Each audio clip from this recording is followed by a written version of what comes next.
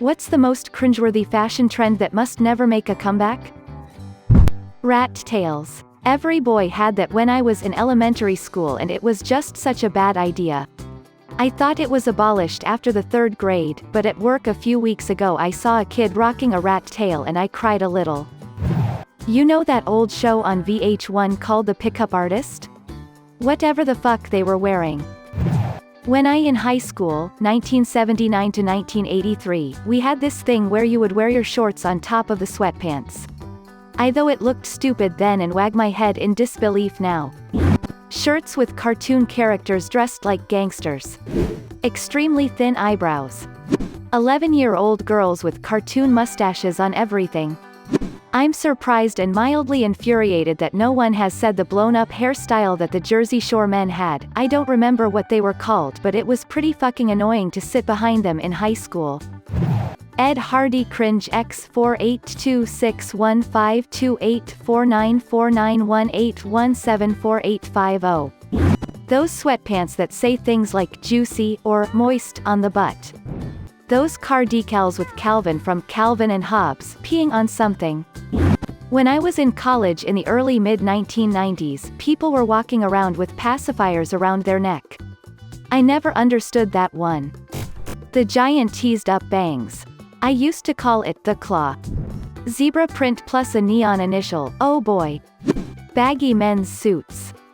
I had pants from Limited too that zipped off to become capris, and also zipped off to become shorts. They were bright orange as well. Hope those never come back. The Snooki poof. I don't know the name of it, but the Tintin hairstyle everyone had in the late 90s. Lip liner that's a darker shade than the lipstick. Lead-based makeup. Sports jerseys that go down to your knees. Clogs. I don't know if it was a regional phenomenon, but in the late 1970s, all the cool kids, boys and girls, wore shoes with 2 inches wooden soles. The high school hallways sounded like a cattle stampede between classes. There was a brief period where hollow clogs became popular, and it just got ridiculous. You literally could not have a conversation in the hallway. My high school banned them, but it backfired. Because after clogs came taps. Dear God. An entire high school filled with kids wearing metal dance taps on their shoes. It was if someone put microphones in the mechanical innards of a million manual typewriters and then piped the audio into the school PA system with the volume turned up to 11. And you could slide in those things. Wear the metal down a bit, and it was essentially frictionless. Kids were going step sleigh all the way down the halls. Thankfully, the damage to the linoleum was so noticeable that those things were banned within a few weeks. Huge shoulder pads on women grew up in the 1980s. I'm starting to see it less and less, but those douchebags that keep the gold size sticker on their flat-billed hats, which is a crime in itself. I sincerely hope you get hit by a Segway walking down the street. The one thing that should start is pockets. Women never have pockets, and it's the most annoying thing ever. The worst is the fake pockets. It shouldn't be so difficult to add pockets to a pair of jeans. Drop crotch pants. Please. I really hope 1500s Landsknecht military uniforms stay in the past. Thankfully, modern camouflage dictates that it's a bad idea to go into battle dressed like a rainbow fop and sporting an absurd codpiece. Braided rat tail. Mullets. It's too late at my school. Super low-waisted pants. In the early 2000s there was a trend for girls at the club to wear these shirts that only had one strap over one shoulder. Think like a muscle shirt with one shoulder strap, but most girls felt super self-conscious wearing something that exposed so much skin, flaws, back fat, so they would wear a t-shirt underneath it, nullifying the whole point of the shirt. It looked awful. A lot of the gaudy 70s style fashion, including polyester plaid and leisure suits, among many other monstrosities. Ice blue eyeliner and brightly colored mascara, with a nice coating of body glitter over your face, topped off with a head of hair filled with butterfly clips. So basically anything I wore in middle school. Those jeans that were so low cut that you had to shave your pubes to wear them. Anything from the early 2000s, people wore the ugliest shit back then. Ed Hardy, Affliction, and Tap Out t-shirts. Those god-awful, bedazzled, overpriced things were hideous.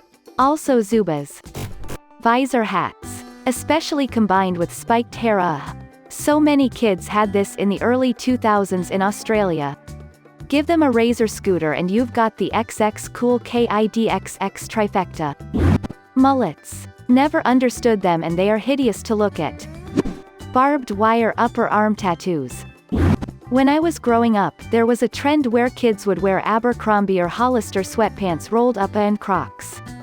Being an awkward middle school girl, I just wanted to fit in, but my mom thought it was stupid to spend so much money on sweatpants, let alone wear them in public.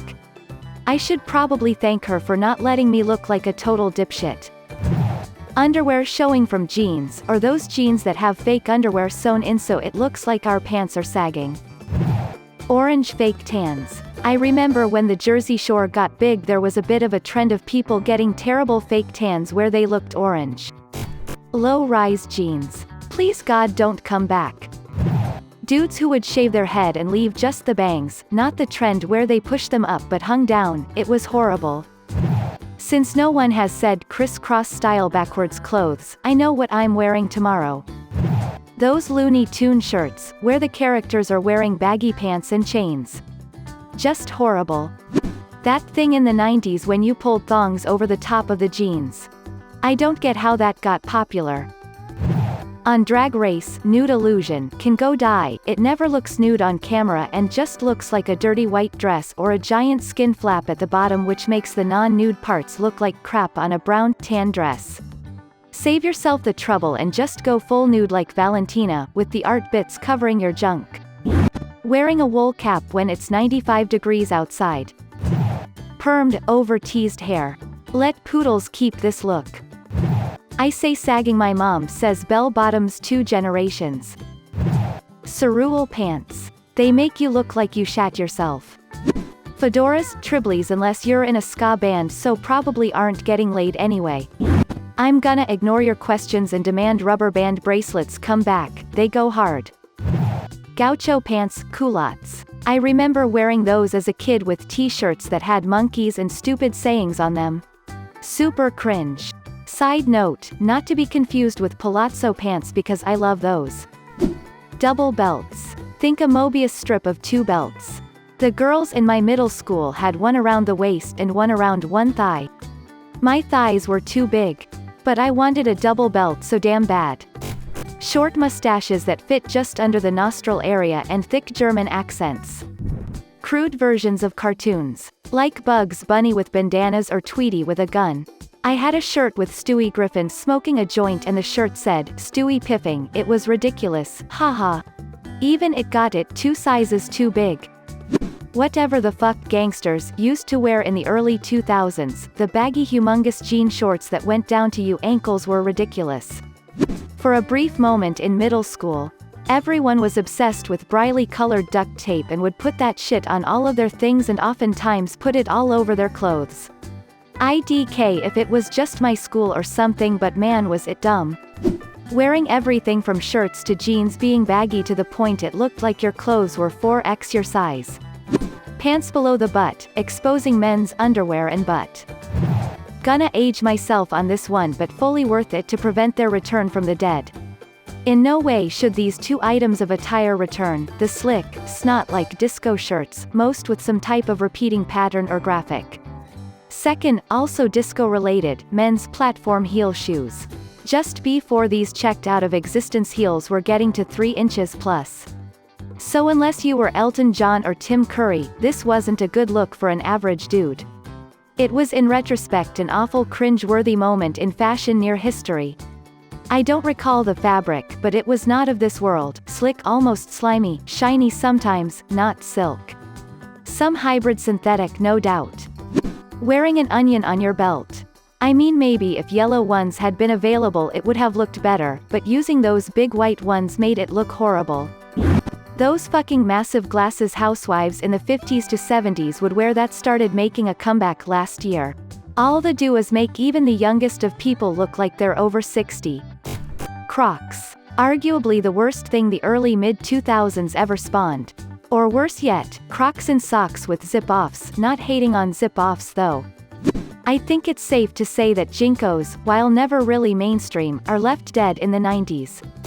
Plaid shorts. Back in middle school, we had those shits on deck.